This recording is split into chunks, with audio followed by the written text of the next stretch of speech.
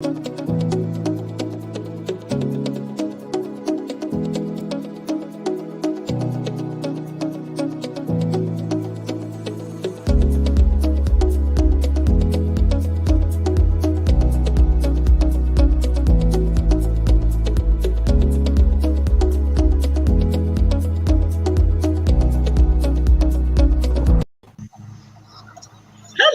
greetings. Hello, everyone. Welcome. This is this special edition again this week's of my weekly show that happens every Wednesday at noon. And if you joined us last week, you know I mentioned that we have a Seeking Common Ground series happening for the entire month of October. So we are excited to welcome you all here with us today. Take a moment, hit the thumbs up button for us. Also, please share this in your networks. Share this on your personal social pages, because we really want to have an interactive conversation. And we also welcome questions from the audience. Towards the end of our program today, we will try to pull a select few questions and bring them up on screen and have one of our panelists answer them for you. So again, welcome to our second series today in Seeking Common Ground, and we're talking all things data as it relates to education. And we have an amazing set of panelists for you today, a group of experts that you all are going to learn a lot from. So I am going to allow each and every one of them to represent themselves and tell you a little bit more about them. So I am going to start on the West Coast. Hey, Kareem, can you introduce yourself to our audience? Sure. Hey, everybody. I'm part of the Brightbeam family. My name is Kareem Weaver. I'm activist.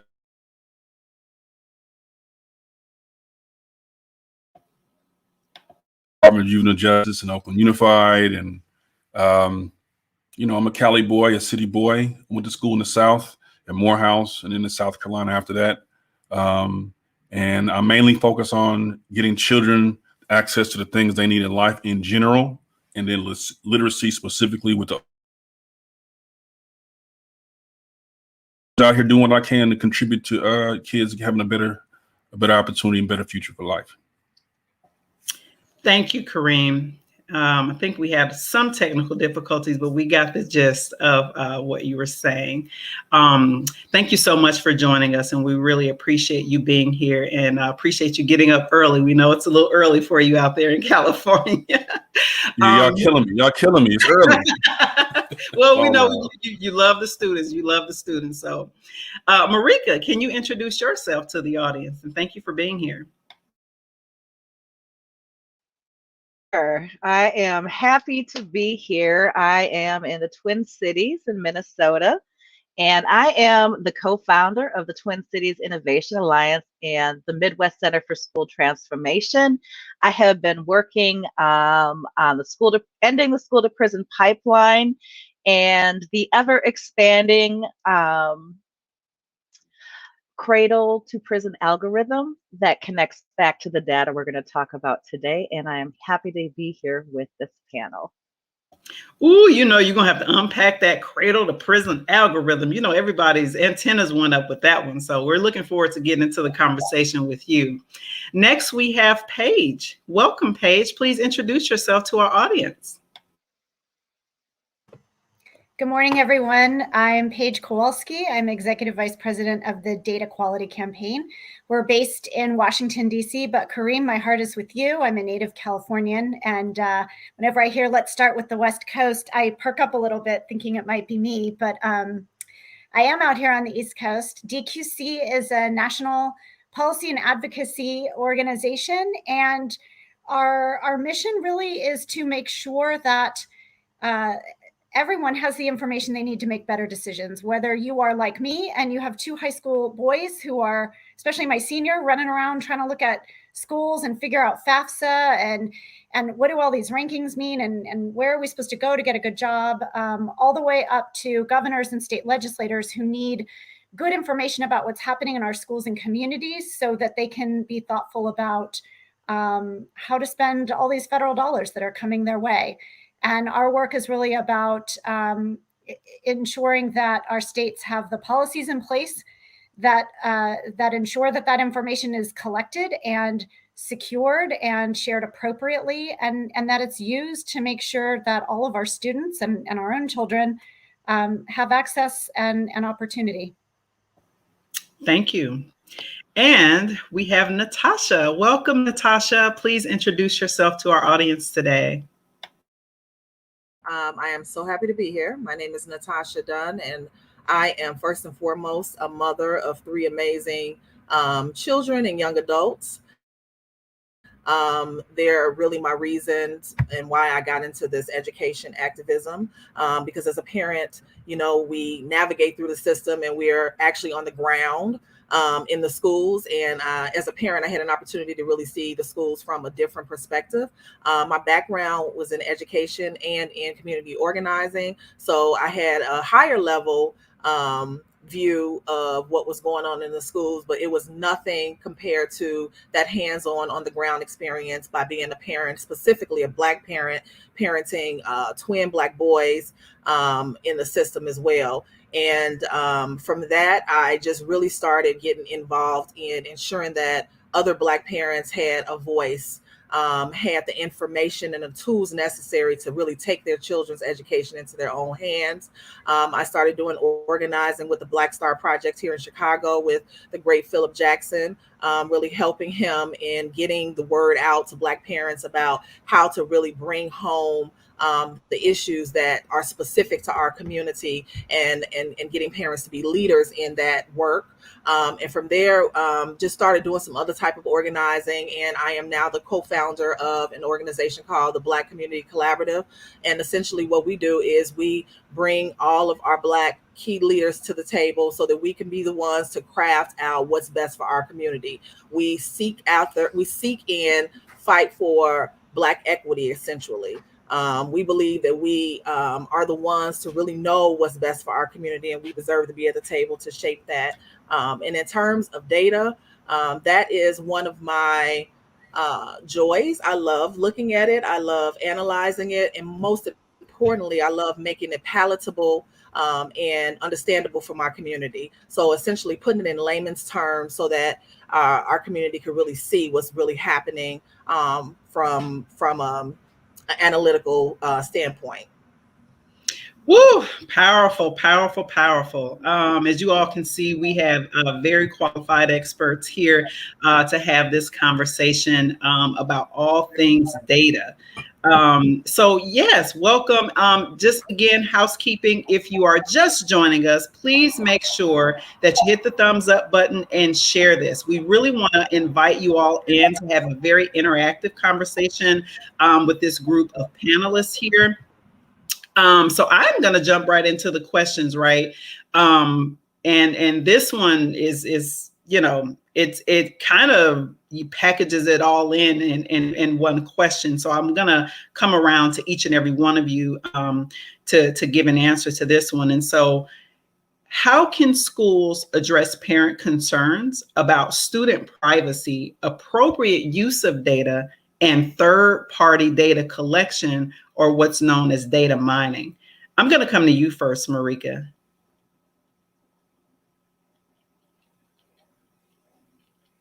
If you're talking, I think you're on mute. I'll take that question. I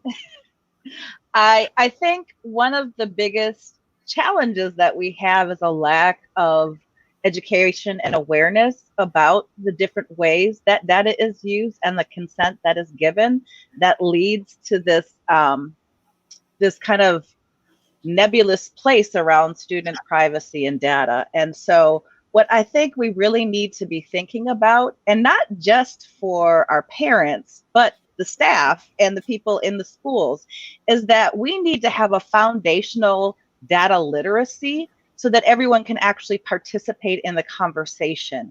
We need to have a conversation about what are the policies that exist and what are the policies that need to be in place, because many of the policies we have were designed for a world that we no longer live in and has not kept pace with the digital progress. And so first, it's really about raising awareness, educating people about what actually is happening now, what agency do you have over the data? And then the conversation I think we also need to be having with parents is, what happens when something goes wrong with the data that they've used? How do you repair harm, and how do you repair trust with communities, and how do you think about going forward when none of these conversations have happened or are in place? And it's often a select few people that participate in these conversations, and we need to blow that up. Woo, talk about the double-edged sword of data. That's a lot. So I'm going to come back to you, Kareem. Same question. Having heard what Marika just said, what are your thoughts on that same question? I think when we're talking about getting parents up to speed on things, and I think the key is helping them understand what data should be doing, how it should be used, and letting them know what their rights are and the risks involved. So basically, it's giving people information and being honest with folks. Data is important in schools. It can drive instruction. It can help you flag challenges. It can help you learn what's working and what's not working. We don't have data. We just kind of spin ourselves in circles. We don't know what's working and what's not. But at the same time, there are risks, and Marika laid out some of those risks. You mentioned a few of them even before our show started. And that's real. Parents need to understand what their rights are. And it goes beyond the FERPA law. So there are some federal laws around privacy of student data, et cetera. So there's that. And as things evolve with technology, there are things that go beyond what those old school rules were designed to catch. So you got to tell your parents, hey, look, they're giving this test. You know what? We're not even sure about who's going to get access to this data. They don't have a good system around how to ensure that it's going to be private. Maybe a third party has access. Just tell them. We got to start trusting our parents. We got to start informing them and trusting them with information. And I'm not saying that you just dump a bunch of stuff on parents, but just say, hey, do you know what happens to these test results after your kid takes that assessment? Do you know what happens with your grades and your CUNE files and your records and all of this after? Do you know? So I think the first step is, even beyond how we prepare parents to navigate that, is we have to actually trust our parents and be honest with them and give them information, not just about the risks, but also some of the potential benefits or the intended benefits, so that if those benefits don't come about, well, then maybe you start looking at the risk reward ratio a little bit differently, but they got to be informed. So I say that's the first thing, is to give parents information about the intentionality, the design, and also some of the risks. I love that, Kareem. That's absolutely right. As someone who got into this education work also as a parent, organizer, and activist, that's exactly what parents need and deserve. Paige, I want to come to you as well from the perspective of the data quality campaign. What are your thoughts? This same question. Yeah, I first want to say I cannot improve at all on what both Marika and Kareem said. Just 100%. I think they are spot on about trust and communication. And I heard data literacy, talking and being clear about exactly what the harm is. When we misuse data, I think a lot of these privacy conversations fall on this cybersecurity side and data leak side, but there is a bigger conversation to have about the risk of misuse of information, which is something Marika is our resident expert on here. I think the one of the biggest struggles that we have is we're asking our schools, in addition to everything else that they've been asked to do, to be technology, legal, and ethics experts. And as Kareem mentioned, this is evolving. Our technology and our data use and our ability to collect and share information has evolved so much faster than our policies and our laws like FERPA have been able to keep up with. And we're sort of putting that burden of that lack of policy evolution, we're putting that burden on our schools. And there is a conversation to be had about the role of schools, but the capacity to start addressing some of these training issues, the awareness raising, the training, the data literacy, how not to misuse it, needs to come from our states. And that's going to come down to funding and changing perhaps even teacher preparation credentialing requirements to account for this entire new realm of instruction and learning that uses apps. And I saw somebody in the chat say that their students are signing on and off apps all day long, particularly over the last year and a half. And we all, including myself as a parent, need to get smarter about what that means and how we can protect our kids. That's right. Natasha, I have to hear what you think about this question. If you have anything else to add on, because I actually have a follow-up to this question that I want to pose to everybody, but I want to give you an opportunity to weigh in. I think you're on mute. Okay. I would agree with what everyone has said so far, but I think trust is the primary, building trust is one of the primary ways to be able to, bring parents into the discussion.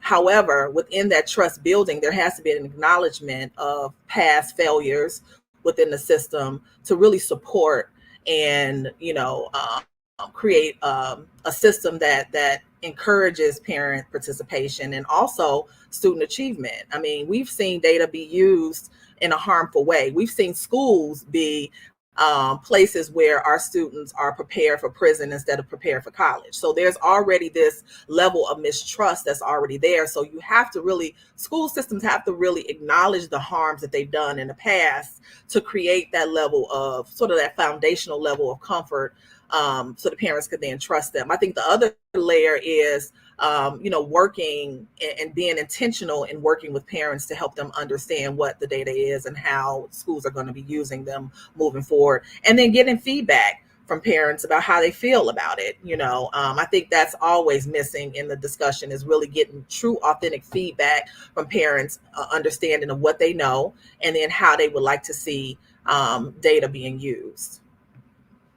I love that. Absolutely. Here is the follow-up just really quickly to this same question, because it came up from a few of you. FERPA, the federal law that is supposed to protect student data, has not kept up with all of these apps. And of course, with COVID, lots of school districts had to immediately switch to being fully in person, to getting everything online, right?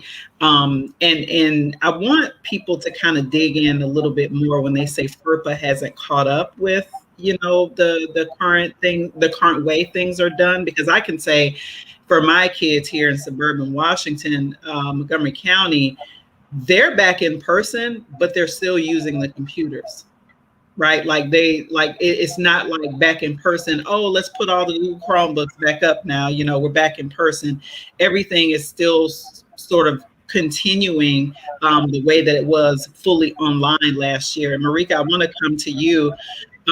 What are some of the protections that you think is needed in an updated FERPA law if you had it your way? Why'd you have to start with me? I think this is a perfect one for Paige. She's coming. I'm going to her too. Oh, she's coming too. So what I understand is that there's a piecemeal of state and federal laws that are kind of governing this explosion and expansion of the use of data. And so what we know is, first of all, there has been no successful challenge to FERPA. So using that as a way to point to this protects our students is a bit disingenuous. But there are other laws, policies in place that are intended to, but like you said, our technology is emerging and advancing faster than our policies are keeping pace. And I don't want to speak to the specifics of the state level, but when we were navigating in Minnesota, there's very little on the books about it. And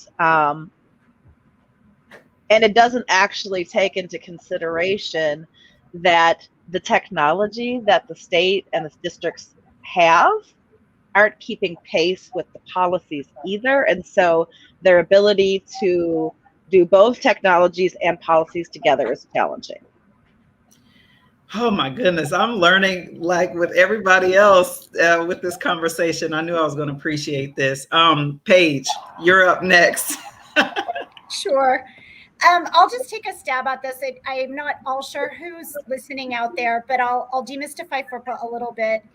FERPA is a law from 1974 that Congress passed to clarify a family's rights to their child's data. It's actually not technically a privacy law or a data protection law. It is the Family Educational Rights and Protection Rights and Privacy Act. Even I am struggling, but the F is not for federal, it is family. And if we can think back to the 70s or even the 80s, for those of us pre-technology, you remember those filing cabinets in the principal's office. And the law was designed such that a parent could walk into a principal's office and say, I would like to see my child's file. And what the law says is that the principal has to give it to the parent. That's how it was designed. And the law also said that file in that filing cabinet, the principal can't just hand it to any old person that walks in. They got to call the mom and the dad or the guardian and say, can I share this information? So that's how it was written. And then there were some exceptions to that. So the student's address, you need to share with the transportation company so they can route the buses and pick children up. So it was designed to give a parent a right to their child's information, a right to correct what might be wrong in the record, a right to have some say in who it got shared with, and then the right of the school to say, in order to run my school, I need to get the buses around, so I'm going to share some of this without parental consent. And that was 1974. And so here we are in 2021, and data is collected in so many ways. We have these cell phones. My kids use them in class to do quizzes. Data's collected there. FERPA doesn't govern that data. FERPA is governing grades and course schedules and school discipline data that the school administrators type into a system that's collected from teachers. So in 2021, we have data that's collected electronically from student devices. We have data that is generated simply because students are going to school, courses, grades, attendance, and such. And FERPA is just not where it needs to be to provide the kind of rights and roles and responsibilities around how to manage and govern all of that and protect it at the same time. So as Marika had mentioned, states have stepped in to try to fill some of those gaps. And what we're left with is a patchwork of privacy laws around the country, state by state, as well as the protections that FERPA provides, which is really more of a floor. It's not we talk about HIPAA a lot, particularly lately. HIPAA is a good privacy law in the healthcare sector. It was designed around the privacy, and FERPA was really designed around a parent's right to access their child's data. So we really need to have this comprehensive conversation. And then there's COPPA, which is a whole separate law written in 1998 when policymakers said, wow, we have the internet. We should make sure that kids under 13 can't just do whatever they want. So they wrote COPPA. So we have this patchwork with no real guiding principles around what are a parent's rights, what are the responsibility of the school, who is training everyone that has access to student information, what are they allowed to do, what are they not allowed to do, and the most important thing, going all the way back to what Marika started with, who's enforcing this and what's the penalty? Wow. Yeah, that's a lot. We have lots of comments, in the chat here.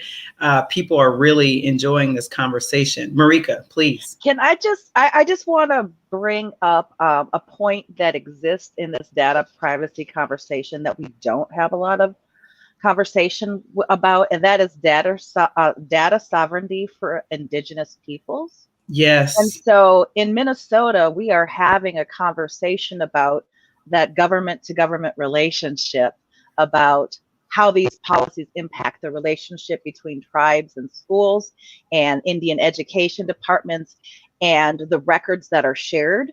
And so these are things that are still being fleshed out and being resolved, and it's not being talked about as much on a national scale. But this really came to a head in our community when our Native students found out some of their unique data would be used as a indicator in a process about whether they would be involved in the juvenile justice system. And so there's just layers of this conversation that just aren't happening yet. And so I think folks need to think about what are these different groups and relationships that we have with data and our own data sovereignty. Absolutely. I love that data sovereignty. That's really what it has to be about, right?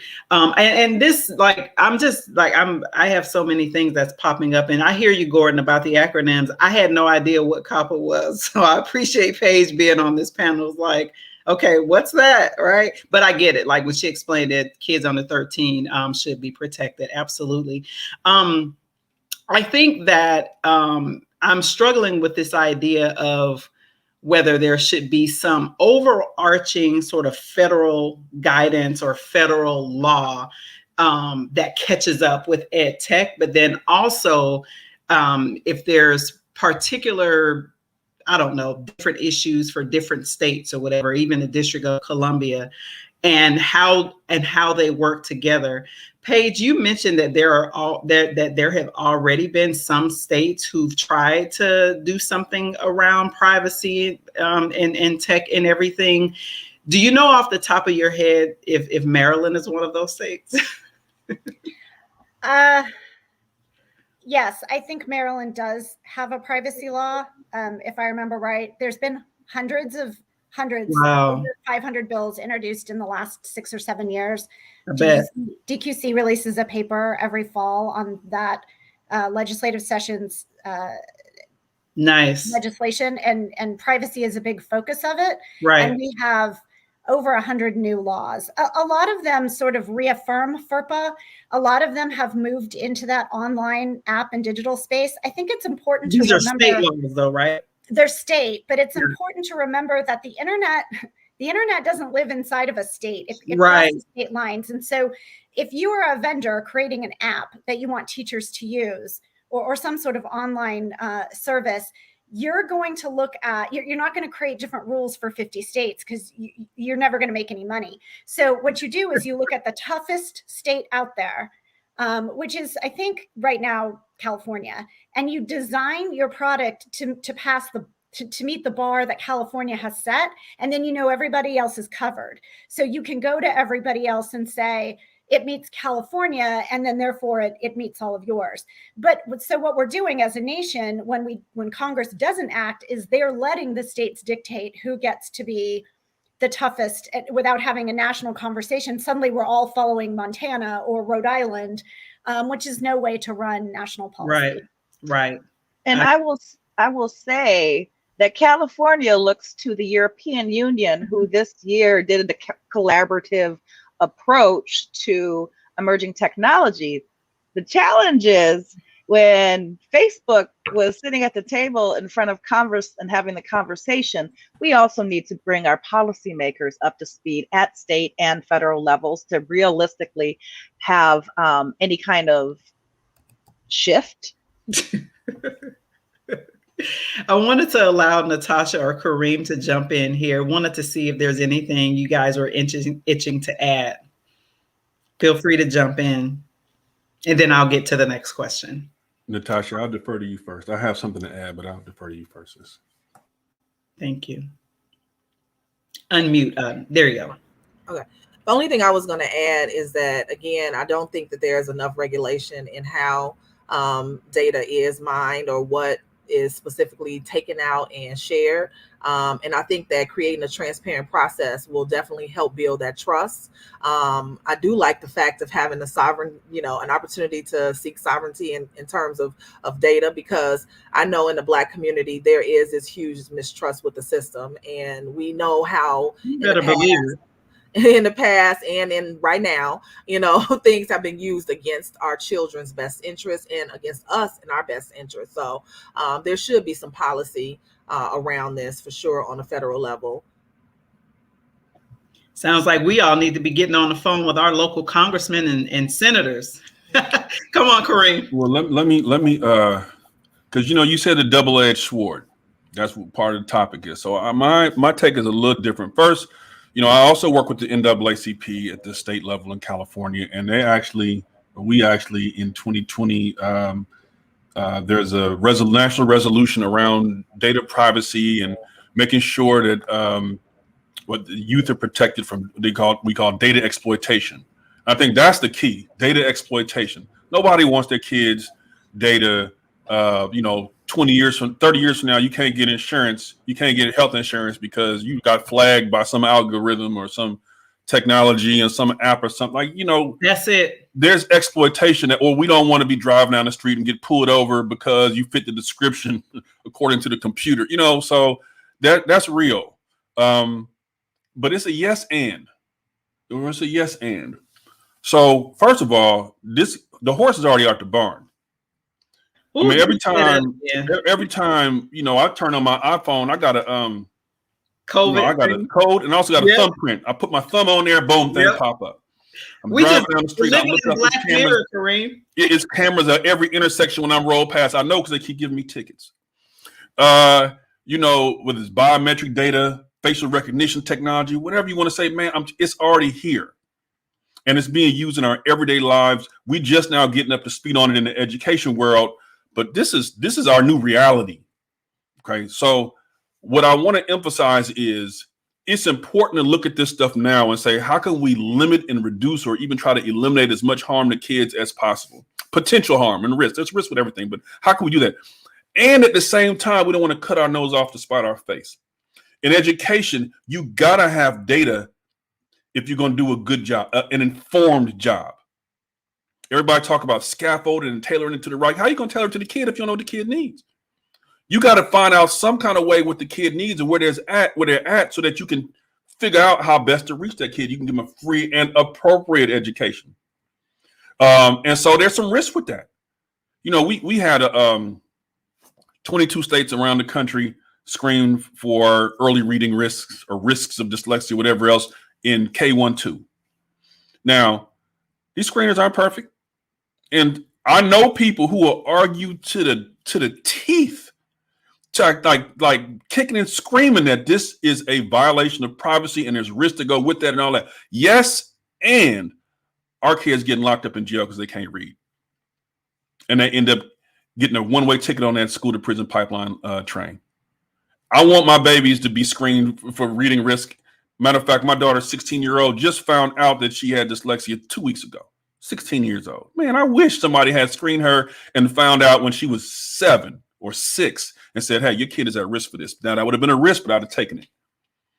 So it's a double-edged sword. That's a good title for this topic. We can't be so scared of the data, especially since the horse already out the barn, that we don't do the things our kids need us to do so that we can give them the education that they need and deserve to survive and thrive in this society, in this information age. At the same time, we can't be reckless and we have to be on our P's and Q's about unnecessary risks and how third parties then take that data and have their own agenda.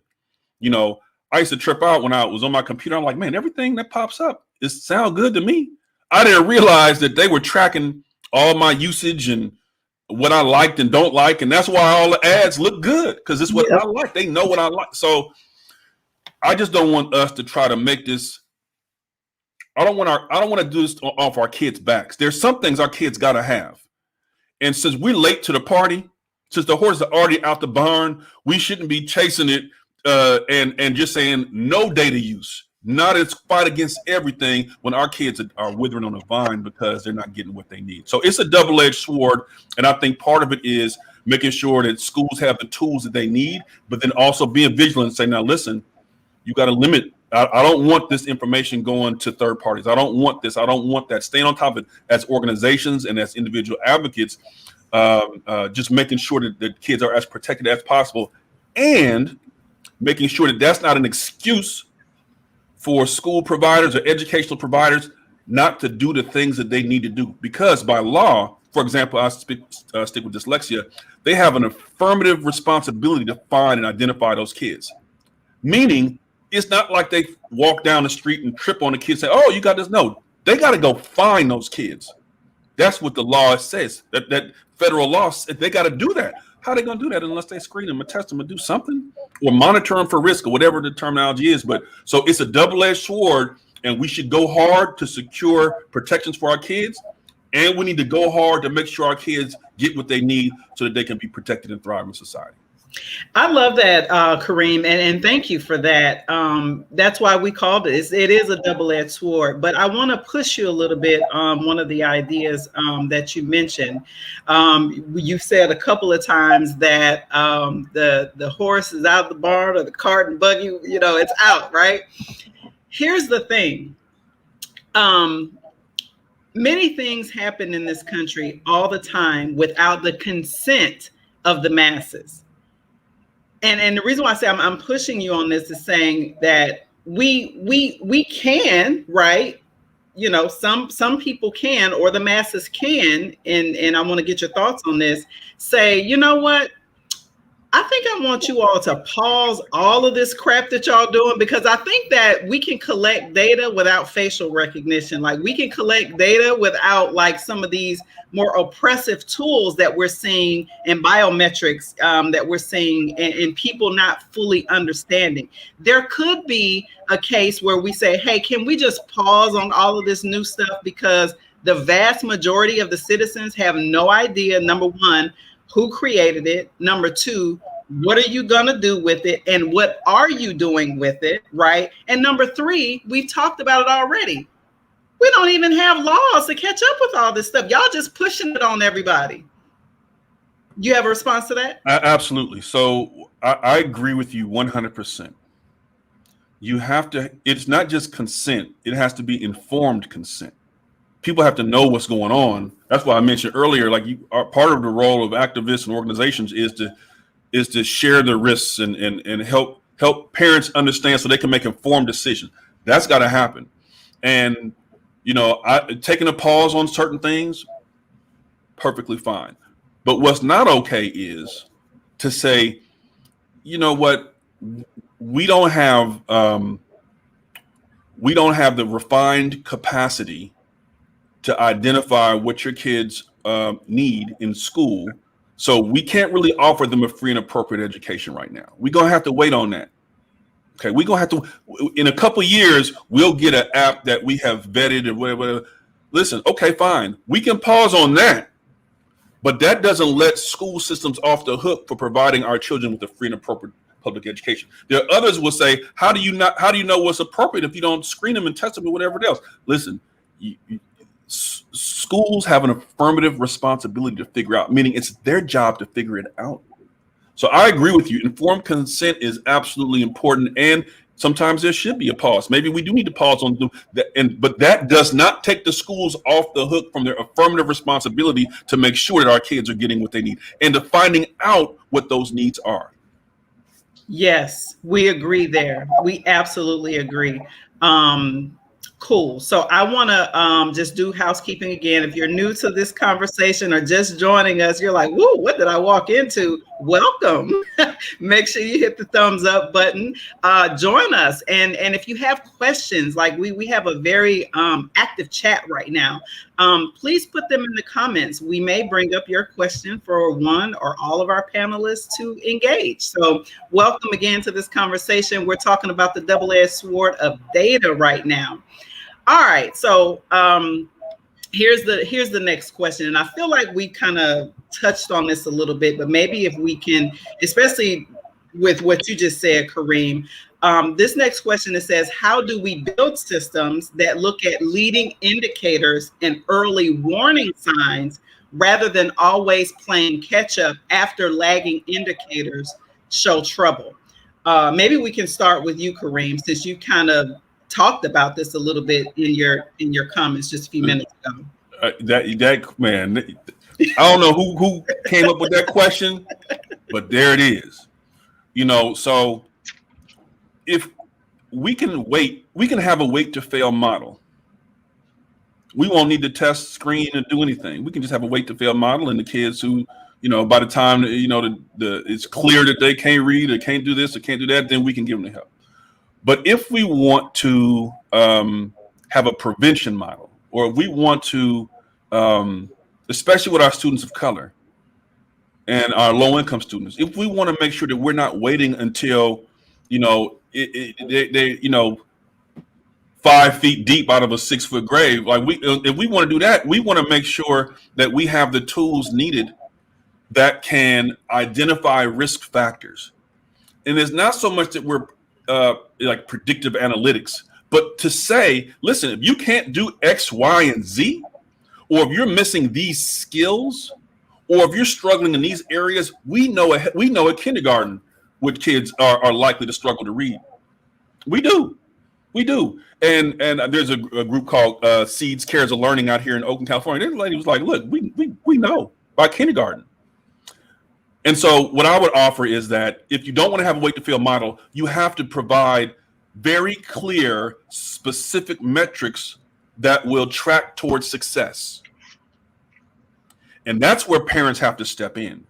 Parents have to say, okay, yeah, I want to make sure my kids read my 3rd grade. So what do they have to know in 2nd grade, 1st grade, kindergarten? What are the specific things about a specific time? And I know kids are different, they evolve, they develop differently. However, how can we monitor progress towards success? Now, and it can't always be some, highfalutin app. I just need y'all to tell me what my kid needs to know and by when. And so that way I can track progress, and that you all can monitor if there's something that's wrong or something that's deficient or lacking. It's flagged before the 5th grade, 8th grade, 9th grade, 11th grade, homeless grade, incarcerated grade, or whatever the grade the society puts on a kid when they can't do what they need to do academically. So I think earlier is better. And we have to make sure schools and school systems have markers and metrics of success so that we can track progress towards those goals. Thank you. I'm going to bring up Natasha. Same question. What are your thoughts on that? I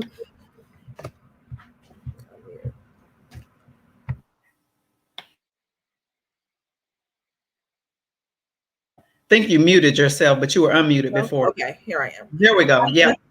I have a lot of thoughts about this. I mean, my first thought is, my concern is that sometimes data could reinforce stereotypes, and that oftentimes that we can see something within data that can then be used against, our kids, our parents, like I said earlier, in our community.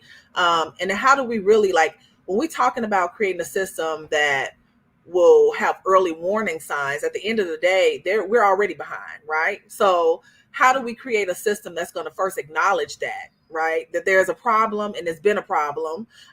We're sort of playing catch up anyway. And then, just what does that look like? I mean, I really don't know, but I do know that at the end of the day, there needs to be a first acknowledgement that the data can harm us at the same time. It could be a useful tool, depending on who's using the tool, right? I think part of the problem is ensuring that if our community want to use it in a way that's positive, that we have the tools necessary, the training and the understanding, and it has to come from the people who are, authentic and sincere in making sure that it's creating equity, and not really harming people or furthering, stereotypes. And so that's just kind of some of the things that I'm thinking about right now as we talk about this, that at the end of the day, who's creating it? Like who will be creating this system, and what are they going to be using it for? Is one of my concerns. I love that. That is the question. Marika, I feel like you have a lot to add to that one. Who created it? Who created it, right? Yeah, I love that, Natasha. Marika? I think it's important that we actually do a level set in this conversation about data, and that data shows up in many different ways. You have data in the classroom that you're looking at to see the progress of your students. You have data around the school, whether it's free and reduced lunch information, whether it's ELL So there's different types of data, and we have to be very clear and specific about the data that we're speaking about. There's data that they collect with apps through Gaggle. So there's different types of data. So when we're saying all data is good or all data is bad, I think it limits the conversation to what we're actually grappling with. So the other piece is, as we're talking about how do we build systems that look at leading indicators and early warning signs, historically, we have grounded that in a deficit-based mindset about how we look at our young people. And so in my experience in St. Paul, when they've talked about early warning systems and such, they have done it in a deficit-based way with information that lacks context, such as suspensions. Like you could say, oh, let's look at all the suspensions that these students have, and that might be a flag for the school to prison pipeline, not knowing that Black students in Minnesota are 8 times more likely to be suspended for subjective reasons out of school. So again, it's the data that we're talking about, the data that we're looking at. And so when I think about systems, it has been the systems that has been making the decisions and driving these decisions in the absence of community, from the origin, from the design. And so with that separation, you are always going to end up perpetuating the system flaws that create the data harms. And so until we really think about what are we expecting for data literacy in our communities to be able to participate in these conversations, I think it's a flawed approach. And that's where I'm landing with the systems question. Can you lean in just really quickly? Predictive analytics came up, and I was like, oh, we got to talk about that. Can you share, number one, Marika, the definition of predictive analytics and how you have seen it being used in education thus far? Well, certainly. It is using an algorithm that would use historical information like what has their attendance been? How have they been suspended? Do they receive free and reduced lunch? And they say, if we put all these factors together and we put it into this algorithm, we can actually predict based on this information who is most likely to be involved in whatever they're trying to identify, predicting that this person might be involved with that. So in our experience, we had Ramsey County, the city of St. Paul, and St. Paul Public Schools talking about integrated data sharing across systems, and then using a predictive model between all the information that these systems would feed to determine if students would be more likely to be involved in the juvenile justice system. And again, they had the legal people look at it, they had the research and development and evaluation people look at it, but they missed the big historic context about suspensions in Minnesota. And so it was a completely flawed model. And the other thing about predictive analytics is they're looking at a snapshot at one point in time. So our challenge was, like, if you took a student and used their historical data, well, one of our students said, well, if you looked at my data last year, we were unsheltered. We were highly unhoused. My mom had lost her job. I missed a lot of school. But this year, mom's got a job. We're staying with my auntie. I've been in class. And if you looked at me last year compared to this year, you're not dealing with the same student. And I would be flagged without context. Oh my God. Oh, this is so, yes. And it leans into what Natasha talked about. It's like, okay, who's creating it? What's the context? And what are you looking for? What are you trying to do here? And I love the fact that there are several of you have brought in historical context. Natasha, I can't say I appreciate you enough for bringing in, especially in Chicago. Did everybody, watch the movie about Fred Hampton? Come on, right? Like who's collecting this data, and the mistrust that certain communities have for the system already. Paige, I want to bring you in. I feel like you've been quiet for a while. I know there's been a lot that has kind of like transpired, but I'm thinking back to the conversation that we had with you when we were talking about all the different acronyms. When you think about what Marika just said about predictive analytics, Has any of that come up in terms of all these hundreds of bills that you've talked about? People have been passing around, privacy, and at your data quality campaign, have you all addressed that at all? I think legislatively, I haven't seen anyone try to, and certainly nothing that has passed to rule out predictive analytics. I think predictive analytics are like so many other data points. They can do so much good and so much harm. And so I think the mitigation there really is about who is at the table to make the decisions. How transparent are we being about what is it that we're trying to warn about? And Marika has some truly horrific examples in her back pocket that she can pull out anytime, that we've all seen so many headlines. But at the same time, every one of us goes to the doctor. And they do a series of diagnostics with us, and they sit down and they say, okay, I've got your height and your weight.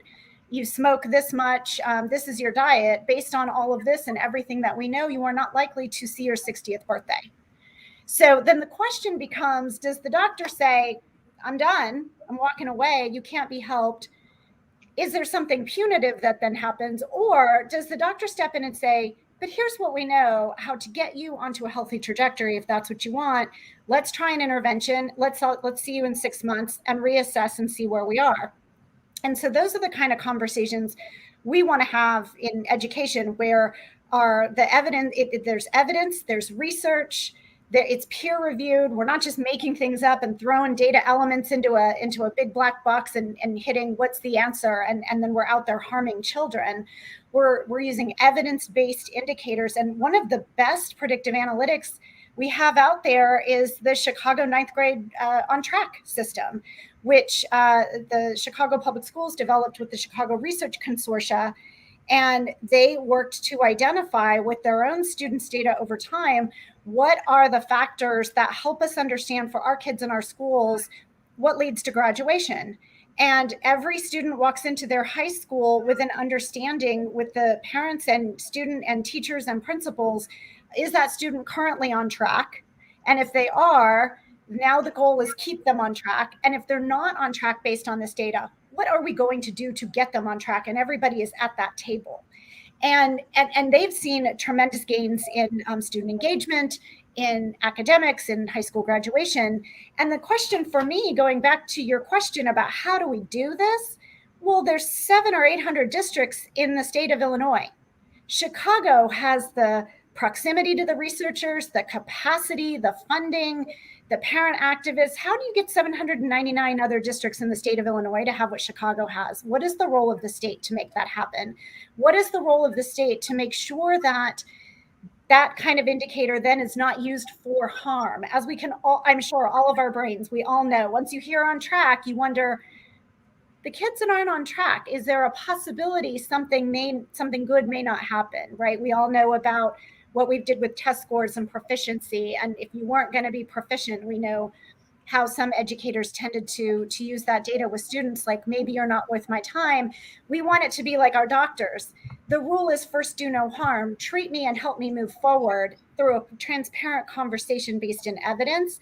But let's be clear, as a state, we are, trusting but verifying. We are keeping an eye out. We are training teachers. We are transparent about its use. We will be transparent about misuse. And again, what is the penalty for misuse? How do we hold our educators and our systems responsible for any misuse of this information? That was good. The one thing that I thought about when you gave that a wonderful explanation, I wasn't aware of the program in Chicago, but when we think about how we're designing systems and thinking about like on track and things like that, and you may not know like all the particulars of the program, it seems to me we would want to ensure young people are on track before ninth grade, right? And then also, because we've heard Natasha, Marika, and others kind of bring this up, how then are we ensuring that we're doing this with a racial equity lens? Has that been, a part of the conversation. I guess I have to pivot to you, Natasha. Were you aware of that program? Number one, were you at the table, or any parents that you know at the table? And is it done with a racial equity lens? No. Am I on mute? Because I can't tell if I'm on mute or not. We can hear you. Okay, great. No, it's not really. And so the on track, what we know is before our children get to 9th grade, they're not on track. So it actually is an uphill battle once they get to 9th grade to really keep them there. But the issue with that is also that there is a system. However, it's not resources that are put behind that, ensuring that that tool is actually effective and working in schools. So some schools might get it depending on the resources, the staff capability, and the support that they have within the school. But other schools might not have that accessibility to be able to utilize that tool in a way that is meant to be. But at the end of the day, the primary issue is that before students get to 9th grade, we're noticing that they're behind in reading and math and other indicators. So it's difficult for them to move forward to get to high school. Absolutely. I want to go back to this comment here, and I didn't even see that. I think I was talking literally at the same time that Murray here posted this comment, because usually when I hear about these conversations, especially when it comes to predictive analytics, I have to say, as a mother, and obviously as a Black woman in America, I get concerned. I have a hard time seeing how predictive analytics is going to be good for my kid, especially if we haven't accounted for racial bias and systemic racism in the formula. Marika, I kept seeing your head go up and down. I want to give you an opportunity to maybe respond to that, because I know you are trying to ensure that that's a part of the work that you're doing. I also saw a comment earlier in the chat where they were talking about, I was giving you the factors for the indicators like suspension, like, well, why didn't they use a predictive indicator of which teachers would be successful with teaching Black children or all children? It's again all about the lens from which we look at a problem. And so what I often say is that we have a lot of commercial solutions looking for a problem. And so again, when you separate communities from the institutions that are trying to drive and make decisions about young people, you're going to have a clash. And so when I think about the pause that we need to take, it really is bringing people up to speed in their data literacy. We still have teachers that are struggling to participate in data conversations at the most rudimentary levels in our school districts. So people are always coming down on like, oh, community doesn't know, but there are so many people in this process that don't know. But with the racial equity, what I saw in our community is that folks are struggling for resources, and that a vendor came along and said, we'll pilot this with you, and you don't have to pay for it to use it. And this is what we've done in other places. And so it's almost like a formula that folks just kind of come and use, and they don't actually put their thinking caps on. Like, how did they miss the fact of like the disparities in suspension? And so there are tools, in Minneapolis Public Schools, they have the equity and inclusion assessment, the EDIA, the equity, diversity, inclusion assessment. So like, it's supposed to assess policies and practices that would facilitate them, but you also have to have people that are going to act on when those things are flagged and seen, and you have to be transparent about them. So the racial bias, there are tools, there are practices, there are people that are doing it well, and there are folks that don't know that they're even not doing it well. They're just Wow. trying to grasp at resources and opportunities to support their districts and their students. I'm going to come back to you for this, but I'm going to want you to unpack a definition for data literacy. I mean, I think people can maybe put it together, but if you in your organization use a specific definition, because I feel like that's one of the tools of how we educate our communities, right? We need an entire glossary around all this new stuff, around everything that's happening. Kareem, I wanted to bring you up in the conversation. Do you have thoughts that you'd like to add here at this moment based on what you've heard thus far? I think what you just said is key. It's really, it's like we have financial literacy, and we should be teaching financial literacy in schools. That's a whole nother thing. But data literacy with our parents and with our educators is really important, because a lot of times there's data and information collected in schools and nobody knows what to do with it. And what's the point? I mean, for real, tests are given and we're like, okay, so, and then people go on about our day, as opposed to saying, oh, you need to use this test like this and that, and the data, reuse it this. What's the point?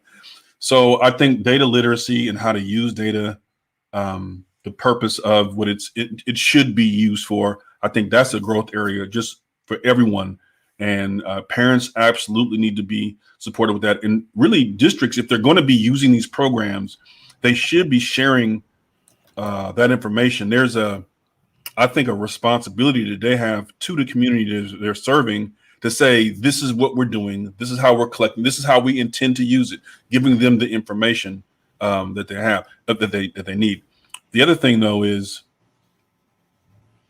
I was listening to a couple of folks earlier. Paige, what you said is spot on, and I was thinking about that and thinking about what we intend to do versus what we actually do.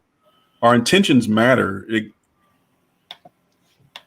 And I'll just say this: we have to be clear about our goals and what we want to do, and that will determine what we need. We need information to really make informed choices, instructional decisions, etc.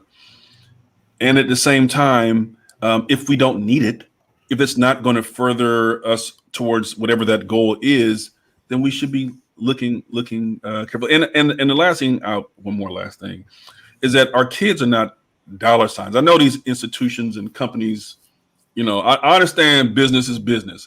But at the same time, people look at our kids, they see dollar signs walking. It is like, if I could just collect information on this, I can sell this to marketers or whatever. I mean, that's real. That element is out there. And they look at us the same way. We're on our devices and they're collecting information from us all the time. They're selling that to these advertisers to make dollars. And so we got to be careful that our kids just aren't being exploited in the name of whatever the righteous cause is, but that whatever is being collected and used is towards a specific goal, and that people are informed on what those goals are and how we're supposed to be getting there, how the data is going to be used.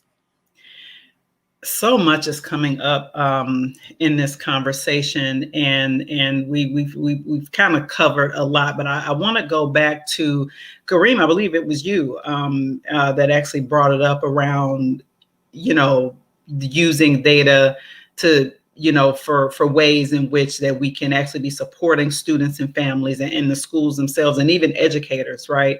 I'm thinking about my school district, right? And like I said, this is suburban DC. So a lot of the parents in this school district work for these agencies who spend a lot of time looking at everybody's data, the NSA, CIA. And I remember, and Marika, you actually brought it to my attention. This was back in 2019, because you've been doing this work for a while. She's like, hey, check out what's going on in your backyard. And it was a group of parents who actually work for these federal agencies like, oh, wait, my kids don't have protections. They're using Google Classroom. And I want to make sure that the school district literally erases this every year. So MCPS, thank you. MCPS, the school board acted here locally to to ensure that their contract with Google included a provision that says that Google will not save the data where, because basically what these parents were concerned about when they got ready to apply for college and they, I don't know, looked up something about the Ku Klux Klan, that it wouldn't come back and bite them.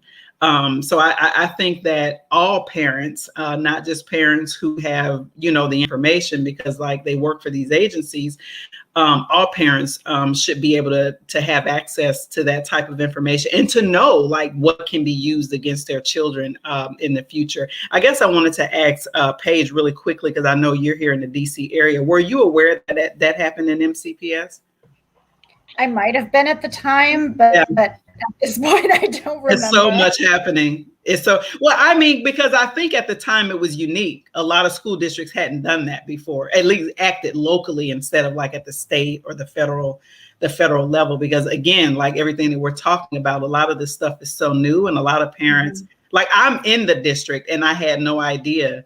And I'm a parent activist, right? But I had no idea that this was even a thing. Right. Yeah, I mean, it's definitely a best practice. I mean, districts are the business office of schools, right? And they're the ones that have agreements, paid and unpaid, with apps and technology, but also non-tech, right? Your bus companies and your food services, but then Google. And so they're the ones, it's kind of on our school districts to be on top of what are their rights in terms of negotiating a contract. And I think it was Kareem maybe that mentioned earlier that they come in and they offer things for free, and it kind of gets you in early on, and you have less negotiating power. We all love free things, but you have no negotiating power when somebody's offering you for something for free. And so what some of the state laws that we talked about earlier, what some of them have done, have provided rules around how districts need to negotiate with vendors, the kinds of things that need to be in contracts and the processes that need to be in place to ensure that those conversations are a part of the negotiation around how will we protect the data, what are the, I'm blanking on the term, the retention and destruction of data that you collect, which is what they negotiated, right? That's exactly what they negotiated. You have to get rid of it. Those are all negotiable. But again, we're asking our districts, and some of them are super savvy about it. Montgomery County, Houston, New York, LA, Chicago are big ones. But of our 13,000 school districts, we might be talking about 150 that can really do that. Read the legalese, dive in, know even where to go for best practice. Who do you even call for this? Dig into your state website, see if there's any guidance. But as we all know, those district folks are now driving buses and serving food and taking kids' temperatures at the door. And so who's actually reading the contract for services, if there even is a contract?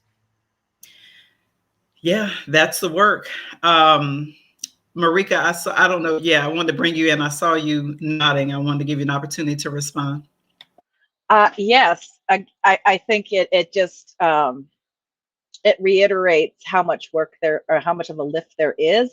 But Paige actually shared, I don't think you can see it behind the scenes, their definition of data literacy, and I wanted to add mine. Let's put that in the comments. Yeah. And so Paige at the Data Quality Campaign defines data literacy as data literate educators continuously, effectively, and ethically access, interpret, act on, and communicate multiple types of data from state, local, classroom, and other sources to improve outcomes for students in a manner appropriate to educators' professional roles and responsibilities. I like that. And the Twin Cities Innovation Alliance works with communities and parents to lift their data literacy. And so in a nutshell, what we say is that back to school backpack of all those forms you have to sign off on, whether it's consent on your pictures or the data that's going to be collected, the fact that you're going to use a device, all of those forms that are saying and sharing with you that they're using, collecting, or doing data, we want you to be able to read them.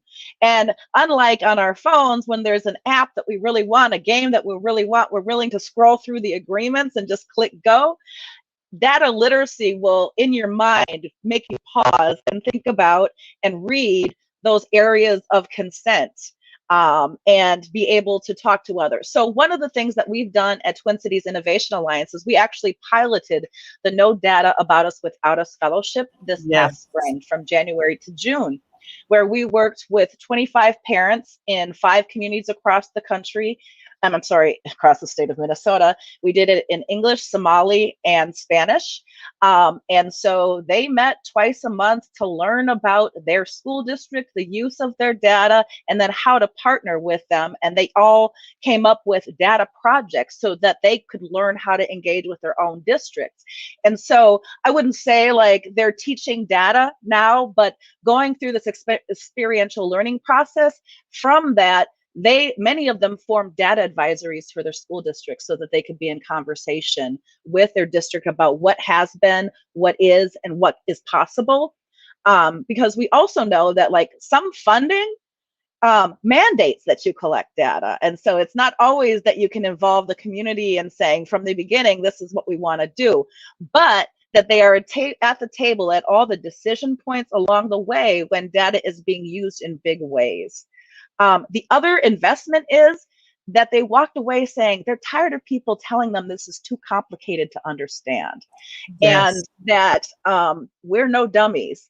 And so the ability to go and talk to their staff at the school, to ask questions, so much so that they are now considering themselves data ambassadors in their districts and talking with other parents about that back to school toolkit, or I'm sorry, back to school paperwork that you have to fill out digitally now. And so once they see, the parents that we've been working, once they see the information, they can see their self-agency. And I'll just give you one example of how it's made a difference. And so we had a group from St. Cloud that was looking at the data, and it was predominantly ELL parents, English language learner parents. And they're like, there is this point in this form that we fill in kindergarten where it asks if English is the first language that is spoken at home. And if we check that English is the first language spoken at home, our child will be in EL language courses and separated from the classroom. And yet our child actually speaks English fluently. The question that they're asking does not have enough context for you to make a decision about our placement. And so they had a conversation with the school district about that, because they went in and looked at different data points that the district was collecting and making the assumptions they made. Yes. And so they were able to shift it, but you have to have the participation of parents, and they have to have that intimidation interrupted because people keep saying, this is too hard for you. Oh my God, that's amazing. And I have to tell you, as you were talking, I didn't want to interrupt you, but since you've educated me on that little form, because I don't know if you remember, you came here a couple of years ago during the Week of Action and had a conversation with parents here in the MCPS school district about this. You was like, oh yeah, you signed it. And I was like, I did? I don't sign those papers anymore because of you, Marika. I don't know. I'm like, they haven't called me. Now if they're watching, they're going to call me, right?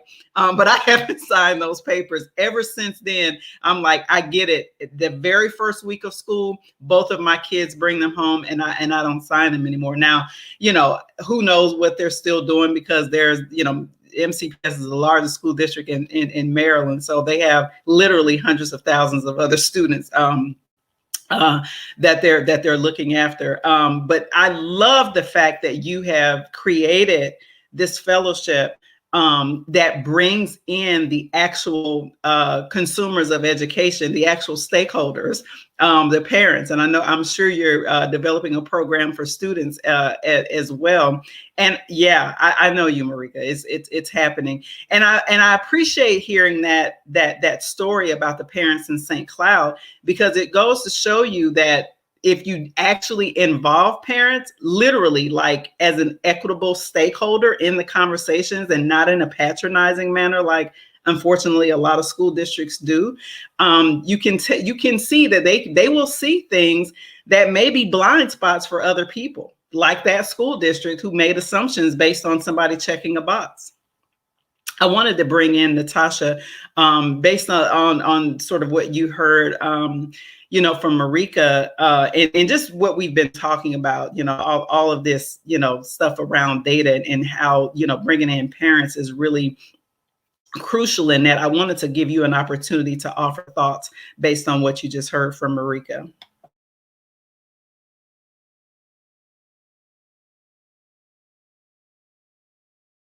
You can unmute. I'm sorry, you can't see that. Yeah. No, I appreciate what she said. I think that's so important. You know, I'm a parent advocate. I think parents should always be at the table. I mean, in Chicago, we do have the Student Online Protection, Personal Protection Act.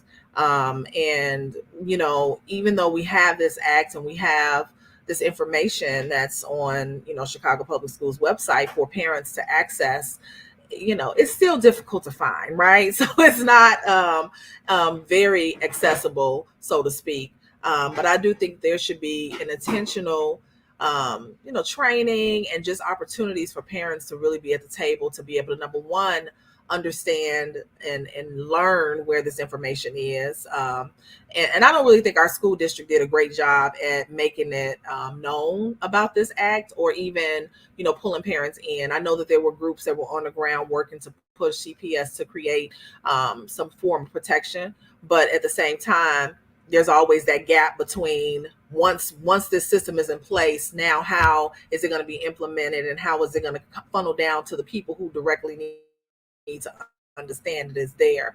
And so I think that putting that intentional investment in that area, providing training, is so important for our community, for sure. Absolutely. Let me go to another question. Oh, I'm sorry. Was somebody trying to get in? Okay, I thought I heard somebody trying to get in. Here's another question I wanted to ask, pose to the panelists. And you know, people have touched on this on and off, but I want us to try to give a focused answer if we can. What are the most important measures of student success, and how do we get everybody looking at them together from a data perspective? Kareem, I think I'm going to come back to you for that one first. Most important measures of student success. Well, safety, reading, and foundations of math are critical for everything else. Safety first. I mean, there's wellness data around, you know, how a child is experiencing school. Do they feel threatened? And not just by kids, but by the institution itself and the things and the curriculum and whatever else. Do they feel safe in school? You know, it matters. Parents want to know, when I send my child to school, are they going to come back in one piece?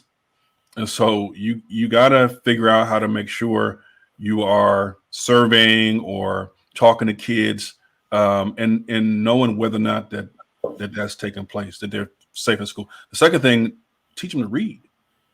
Now, there are no universal indicators of kindergarten readiness. So when we talk about teaching kids to read, we're talking about 5 to 7 pillars of foundational reading skills, and identifying their progress towards mastery of those skills. And then for math, you're talking about, the dropout class is algebra. It has a name.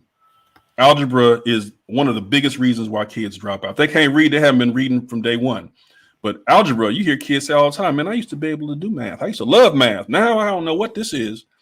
So, and they don't do algebra very well because they have pre-algebra skills. They don't have pre-algebra because they don't know fractions and decimals and percentages, and they can't do that because they don't know the times table. So you walk that thing back, and some of the core elements of, and then you can go back to addition for that. But we ought to be able to monitor and support kids to mastery. I know there's a lot of different ways about how to, teach multiplication facts and all type of stuff. I'm just saying, we got to know at the end of the day that they have that mastered, hopefully with understanding about what they're doing. Just like they need foundational reading skills mastered, so that they can then read to learn as opposed to learning to read. And then we got to make sure they're safe. We got to make sure that when they come to school, they not feel threatened by the NSO, a school security officer, or right, or a peer, or a teacher or an administrator or community, whatever, or the pit bull running loose on campus. We got to make sure our kids feel safe when we drop them off, and then when they come back, they're in one piece. So those are the things that I would key on. I appreciate that. Marika, same question. I like to focus on like the 8 basic youth needs, because I believe that we had a really good compliment about how to support them academically. So I'll just add on that a measure of success for young people is seen in their relationships with others, adults and peers. Do they have 5 significant adults in their life in a school building, folks that they trust? I would also say that they have a sense of belonging in their school learning community with staff and others, and the belief in the capacity to learn. Their belief in the capacity to learn and others' belief in the capacity to learn, I think, are critical factors that help us get to the literacy. It's not an either or, it's a both and. I love that.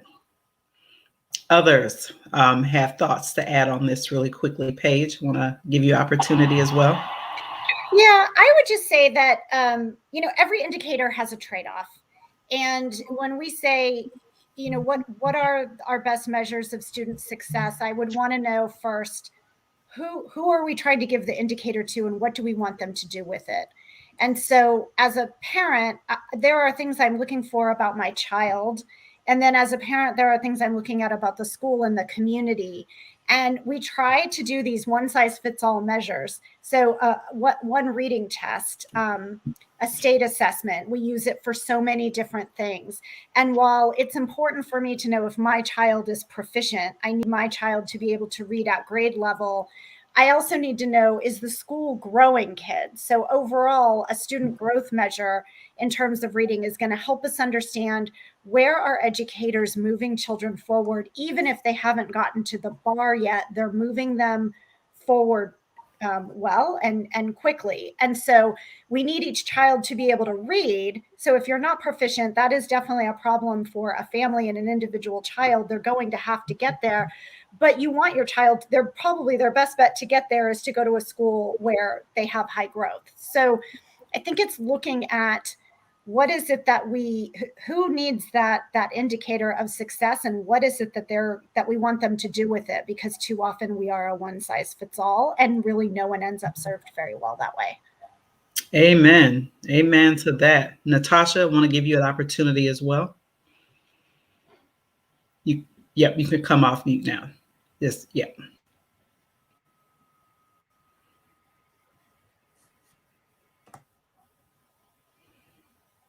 No, we're still not able to hear you. I don't know if our producer can bring you off. Okay, there we go. There you go. Okay. The main one for me is proficiency, is whether or not the school is creating a proficient student in reading and math. I think that's very key. I definitely think that safety, creating a safe environment, is so important, and ensuring that students are felt protected and engaged and respected in the building. I think that also sets the foundation for learning. And then really, how do they engage parents and the community around the school to ensure that the student is getting that full support, not just in the building, but understanding what the outside of the building looks like for the students, and ensuring that they're connecting that as well. But number one for me is proficiency. I appreciate that. Thank you all for answering that. I want to tee up this Bethesda Beat article and kind of get you each and every one of your thoughts on this. The same group of parents here in Montgomery County, this group of savvy parents who all work at the NSA and the CIA and all those different agencies here. They're pushing now. So the article that we brought up earlier was from 2019. This is actually from this summer. parents in this county have filed a complaint actually with the U.S. Department of Education, and around the things that we were actually talking about at the very top of the hour when we first started this conversation was like, number one, FERPA isn't even a privacy law, and then all of the stuff that we're talking about has not kept up with all of this technology. So, these savvy parents here in Montgomery County, Maryland, are pushing for greater protections that actually don't exist, and they want it to come from the federal government. I would love to know, as we wrap up our discussion today, what kind of things from your perspective, right, do you think should be included for federal student privacy protections? And I will start with you, Marika. Oh, you have a lot to add to this. Don't even trip. I have a lot to add. I just don't want to just have a bleh. I think I don't think we can create a policy or a practice right now that encompasses everything, and that as we're drafting this policy, it has to think about how can it expand as this continues to emerge. Right. One of the things that I don't think we're talking enough as we're going into the future is how to actually address the harms. And California has actually tackled that, as has the European Union. So in federal policy, when there is this misuse that occurs or engineered consent that leads to misuse, I think we need to have folded into those federal laws, beyond regulation, what is the accountability of those systems to the individual or those communities? And based on that, I've been looking into what do community benefit agreements actually look like between communities and systems? I know they're not legally binding, and that's why I'm still looking into them, but how do you lay out the expectations, the transparency, and the accountability in the advance, so as you're going through this process, communities and systems have a way to tackle this, and there's a bit of leverage given to both groups as they're trying to navigate that. So I'd like us to explore, what does that partnership have to look like in order for systems to be responsible and accountable to communities? Amen. Paige. My goodness, so many things. I'll try to focus in on a few things. My brain went where Marika's did, of just like, there's so much. A couple of things. There is no federal requirement in the land that people who have access to identifiable information be trained. There's no requirement that they be trained. That's a problem. That's a big problem in my eyes. We have so many safeguards around permission slips for field trips. I spent all morning, and my kid went on a field trip today, and they were calling me, and we didn't get it in, and I had to email the teacher. So much training, the training to get, Kareem, I'm from the West Coast, all the training to get out of the building on the earthquake days. Right. But we don't train teacher every single day. There are small and big privacy violations of our students. Every single day we betray confidentiality. Confidentiality is not covered by FERPA, but most of the complaints that go in are around a confidentiality being broken. So we have to get training in there for the people who are closest to our students, their teachers, their principals, community folks, to really understand what all of this is and why it matters. The other thing I would say is that because the technology has changed so much, and we talked about how our policies haven't evolved, it's not clear that our agency bureaucracy, for lack of a better term, is actually equipped to deal with any of this. And I'll give you a small example. I mentioned COPPA earlier, which governs online activity, children's online privacy and protection. It is not governed by the U.S. Department of Education because it actually seeks to regulate the vendor itself and not the school or the district. So it would regulate Google or those kind of companies. However, it cannot regulate, the FCC cannot regulate nonprofits. So if you are a nonprofit organization with an app, there's no one out there to regulate you.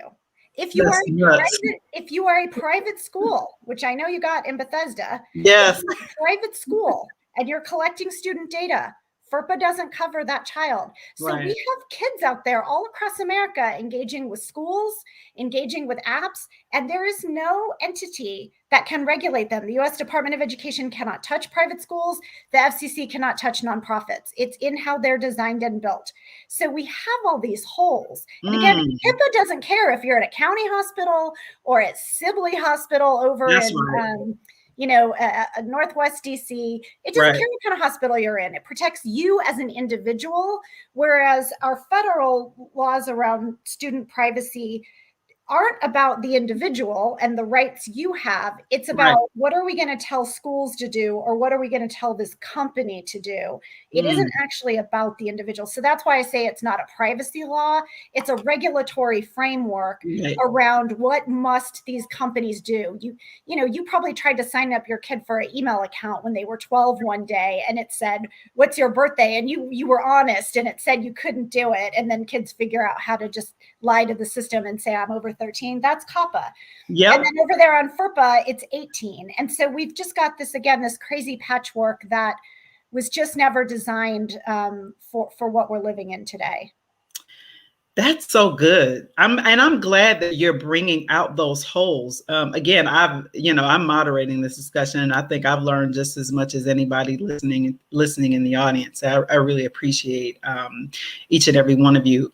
Kareem, what would you like to see, right, in a federal Student Privacy Protection Act that the parents here in my community are pushing for? Well, I won't add too much to what's already been said, other than it was mentioned earlier about the old file cabinet in the principal's office. I remember those file cabinets. I was a principal. Me too.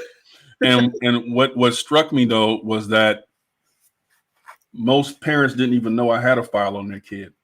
And as a teacher, we collected CUME folders every year. At the end of the year, the teachers would fill in, this kid can do this well, can't do that well, struggle with all that. And it goes into a metal box, and we pass it from teacher to teacher every year, and all your records go into everything. And most parents didn't even know that stuff existed. So I think one of the biggest things at the federal level is that institutions, whatever records are kept, whatever it is, whatever the system, whatever they're collecting, whatever, that parents not just should have access to it, but there should be designated periods that are staffed accordingly to promote and provide access. In other words, this is Records Day. Come down to central office, everybody. You can get it anytime, but on this day we're staffed up. All you got to do is come in, fill this out, and So I want to see an affirmative move towards privacy. I want to make sure that people are getting access to whatever has been collected. Not just what are you going to do with it, but do parents have access, and are school systems required to share and provide the information to parents? Or are they only on the hook to sit back and wait for you to come? Is this an affirmative requirement or not? And I would like to see something on the statute to be an affirmative requirement. Just like if a kid has a special need, look, you can't tell me you're giving that child a free and appropriate public education unless you go figure out what's going on with them. Right. It's an affirmative responsibility. You have to go share the information. And so I would like to see the same thing around data, meaning it should be an affirmative responsibility of schools and districts or systems, whatever, to ensure that parents are given the information. Maybe you mail it to them. However it is, here's a link, encrypted or encoded or whatever it is you got on registration day. Here, something to whereas they not just have access to, but are provided. That's right. That's what I would like to see. Other than that, the things that have been said already are on point. I love and I would concur with them as well. Absolutely. Natasha. Unmute. It's okay. I mean, everyone has said it all, honestly. Yeah. You took what I was going to say. So I do think there should be a piece for the parents to be able to have that access. And if anything, like maybe it should be a mandate that schools train parents around There data. you go. I know that they do that for like Title I funding. There's a That's mandate right. that they have to learn the laws around that. Yes. So it needs to be a mandate as well. I love that.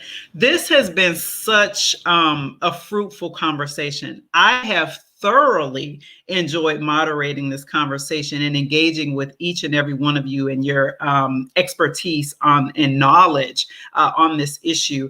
The only final thing that I think that I would add to this is that, number one, I'm probably going to be reaching out to these parents since I live here.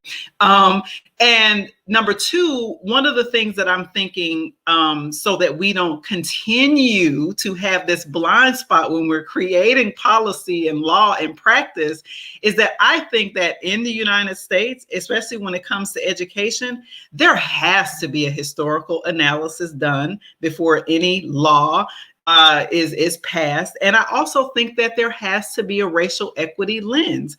And I am probably sure that, maybe that is not currently being talked about in this federal push, but that's something that I think that we should insist on being added, because every single time we don't, we end up years later looking back and there's all these collateral consequences. It never fails. It happens all the time. So with that, I want to say thank you again to each and every one of you. We appreciate you spending your time with us today.